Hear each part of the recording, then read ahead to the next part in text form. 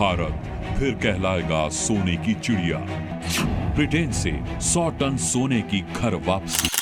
दोस्तों, कहा जाता है कि ब्रिटिश साम्राज्य का सूरज कभी भी अस्त नहीं होता था, जिसका मतलब ये है कि दुनिया के अधिकतर देशों में ब्रिटिश साम्राज्य का शासन हुआ करता था। जहाँ जहाँ अंग्रेजों ने शासन किया, वहाँ से कुछ न कुछ वो अपने देश भी लेकर गए, जिनमें से ज्यादातर चीजें आज भी ब्रिटेन के म्यूजियम में रखी हुई हैं। सालों पहले ब्रिटेन से आजाद हुए देश अब अपने सामान को वापस लौटाने की मांग किया करते हैं, जिनमें से भारत भी एक है। अंग्रेजों ने भारत में 200 वर्षों से अधिक समय तक शासन किया। इस दौरान उन्होंने भारत के लोगों का खूब शोषण किया।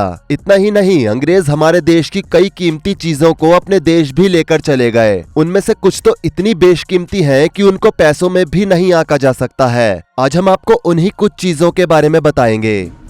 महाराजा रणजीत सिंह का सिंहासन। महाराजा के भव्य द्वार का प्रतीक सिंहासन उस वक्त के प्रसिद्ध सुनार हाफिज मोहम्मद मुल्तानी ने किया था। 1805 और 1810 के बीच इस भव्य सिंहासन के लिए महाराजा के दरबार की भव्यता का प्रतीक बनाया गया था। जब रणजीत सिंह महज 10 साल के थे, तब उन्होंने अपने पहले युद्ध में भाग लिया। मात्र 12 साल की उम्र में उन्होंने राजगद्दी संभाली और 18 साल की उम्र में लाहौर को फतह कर लिया। 12 अप्रैल 1801 को रणजीत सिंह की पंजाब के महाराजा के तौर पर ताजपोशी की गई। ताजपोशी के बाद 1802 में उन्होंने अमृतसर को अपने साम्राज्य में मिला लिया और 1807 में अफगानी शासक कुतुबुद्दीन को हराकर कसूर पर भी अपना कब्जा कर लिया। 1818 में मुल्तान और 1819 में उन्होंने कश्मीर पर भी अपना कब्जा कर लिया। हालांकि 27 जून 1839 को महाराजा रणजीत सिंह का निधन हो गया। महाराजा रणजीत सिंह के निधन के बाद ही सिख साम्राज्य का पतन शुरू हो गया और ब्रिटिशर्स का आतंक बढ़ गया और उसी के बाद ब्रिटिश ईस्ट इंडिया कंपनी ने इस सिंहासन को जब्त कर लिया। सिंहासन को लीडन हॉल स्ट्रीट पर ईस्ट इंडिया कंपनी के संग्रहालय में चित्रित करने के लिए लंदन भेजा गया। सिंहासन के साथ ही उससे जुड़ी हुई चीजों जैसे कि चांदी के फर्नीचर आदि को भी सेफ रखा गया। बाद में इन सारी चीजों को 1879 में द साउथ केसिंगटन म्यूजियम में सुरक्षित रख दिया गया। बता दें, केसिंगटन म्यूजियम अब विक्टोरिया और अल्बर्ट म्यूजियम के रूप में जाना जाता है। अमरावती मार्बल्स। अमरावती मार्बल्स जैसी नक्काशी शायद ही दोबारा इस दुनिया में कभी बनाई जा सके, क्योंकि अमरावती मार्बल्स को देखने में ही कुछ ऐसा प्रतीत होता है। इसे देखकर कई बार कई बड़े कलाकारों ने इसे दोबारा से डिजाइन करने का प्रयास किया, लेकिन उन्हें असफलता हाथ लगी। आपको बता दें कि अमरावती मार्बल्स लगभग 100 ईस्वी सन के चूना पत्थर से बने 120 मूर्तियों और शिलालेखों का एक शानदार कलेक्शन है। 1859 में मद्रास में खुदाई के दौरान ये बेहतरीन कला अंग्रेजों के हाथ लगी।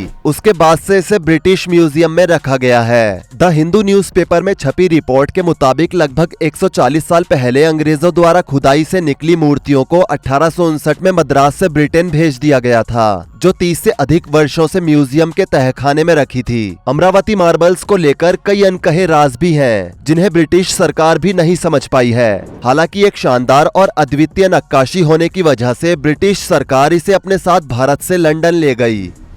टीपूस टाइगर। ये एक लकड़ी का बाघ है, जिसे एक आदमखोर जानवर के रूप में दिखाया गया है। इस तस्वीर में आपको देखने से पता चलेगा कि बाघ यूरोपीय कपड़े पहने सिपाही पर अटैक कर रहा है। दिलचस्प बात तो ये है कि बाघ के अंदर छिपा एक वाद्य यंत्र है, जिसके हैंडल को अगर घुमाया जाए तो वो यंत्र बजने लगेगा।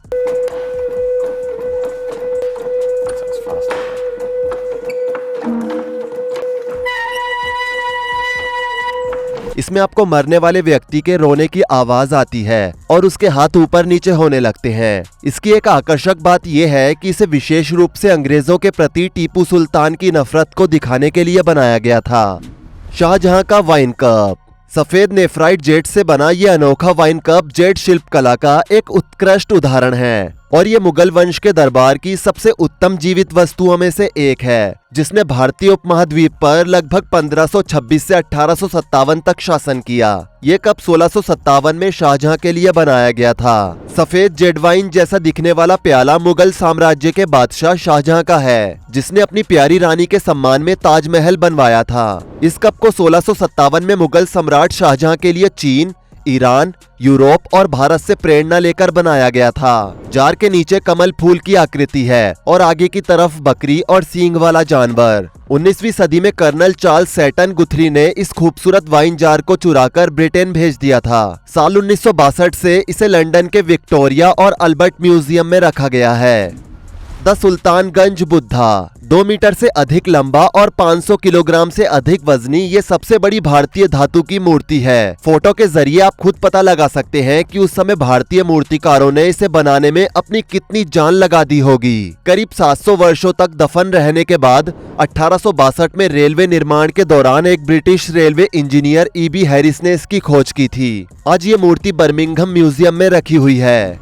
The ring of Tipu Sultan. अंग्रेजों से लड़ते हुए मैसूर के अंतिम राजा जयचामराजेंद्र वॉडियर की मृत्यु हो गई थी, जिसके बाद उन लोगों ने टीपू सुल्तान की अंगूठी और तलवार छीन ली थी। हालांकि रिपोर्ट के अनुसार विजय माल्या ने इसे 1.57 करोड़ रुपए की नीलामी में खरीद लिया था, जिसके बाद ये तलवार 2004 में भारत तो लौट आई, लेकिन नीलामी होने के बाद भी अंगूठी यूके में ही रखी हुई है। अंगूठी पर देवनागरी लिपि में राम अंकित होने की वजह से ये बेशकीमती चीज विवाद में फंस गई थी, जिस वजह से ये आज भी ब्रिटिश म्यूजियम में रखी हुई है। कोहिनूर हीरा।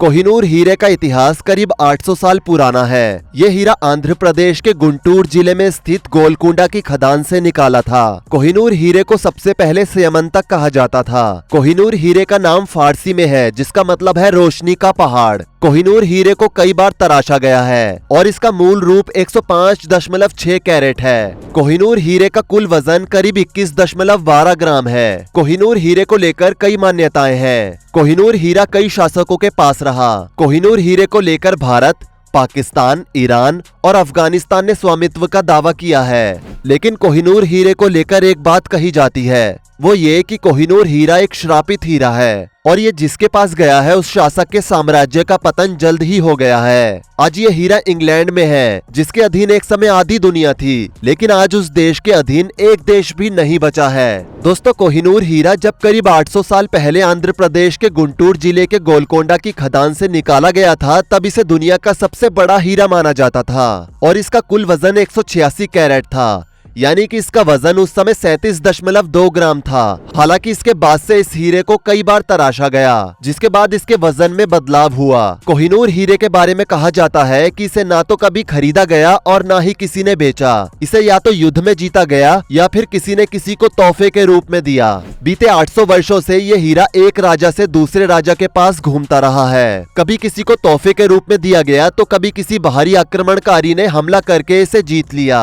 फिलहाल ये इंग्लैंड की रानी के ताज की शोभा बढ़ा रहा है। करीब 170 साल पहले की बात है, जब भारत की शान कोहिनूर हीरा भारत से इंग्लैंड पहुंच गया था। इस दुर्लभ कोहिनूर हीरे पर एक बार फिर चर्चा हो रही है। ब्रिटेन के एक टीवी पत्रकार ने लाइव बहस के दौरान इसे भारत को वापस लौटाने की बात कहकर सनसनी फैला दी है। शुरुआत की बात करें तो सबसे पहले इसे भारत में खुदाई के दौरान निकाला गया था, जिसके बाद ये खिलजी शासकों के पास गया, जिनसे मुगलों ने छीन लिया। फिर एक ईरानी शासक मुगलों से छीनकर इसे भारत से बाहर ले गया तो महाराजा रणजीत सिंह इसे फिर वापस भारत ले आए। आखिर में यह अंग्रेजों यानी ब्रिटिश एम्परर के हाथ लग गया, जिसके बाद इस हीरे का रोमांचकारी सफर एक महल में कैद होकर रह गया। वैसे तो इसकी कीमत का अंदाजा लगाना मुश्किल है और ना ही कभी ऑफिशियल तौर पर इसकी कीमत का खुलासा किया गया, क्योंकि इसे कभी बेचा या खरीदा नहीं गया।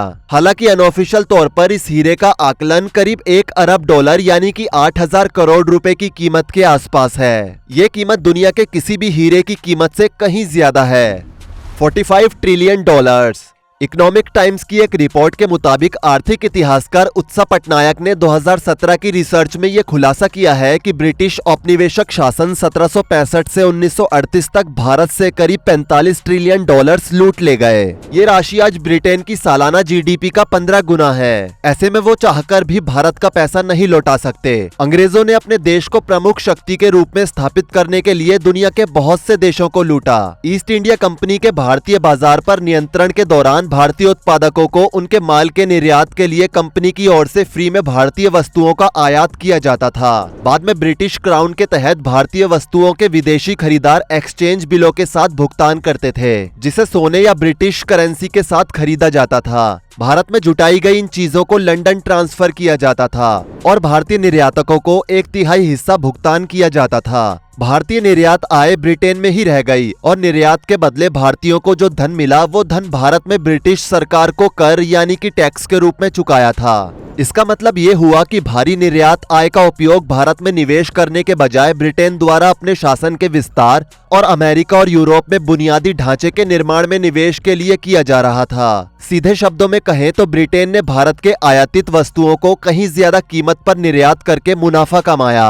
अब आप में से बहुत लोग इस चीज को लेकर कंफ्यूज होंगे कि आखिर 45 ट्रिलियन डॉलर्स का आंकड़ा आया कहां से। तो आपको बता दें कि एक रिसर्च में 1765 और 1938 के बीच की 4 अवधियों को लिया गया। इसमें से हर अवधि के मध्य बिंदु को लेते हुए और मौजूदा समय में बाजार दर से कम 5% की ब्याज दर पर राशि की गणना की गई है, जो आधुनिक समय में 45 ट्रिलियन डॉलर्स के बराबर है। अगर इतना भुगतान भारत का ना हुआ होता तो आज अमेरिका की जगह भारत होता और अमेरिका भारत की नकल कर रहा होता। अमेरिका की कुल जीडीपी का करीब 24% योगदान भारत की इस राशि को दिया जाता है, जो कि बहुत ज्यादा है। तो दोस्तों, ये है वो बहुमूल्य चीजें जो ब्रिटिशर्स भारत से लेकर गए। आपको क्या लगता है, क्या कभी ये चीजें भारत वापस आ पाएंगी? नीचे कमेंट करके जरूर बताएं। वीडियो को लाइक करें, शेयर करें और ऐसी ही और वीडियोस के लिए इस चैनल को सब्सक्राइब करके साथ में बेल नोटिफिकेशन को भी ऑल पर सेट कर लें। धन्यवाद।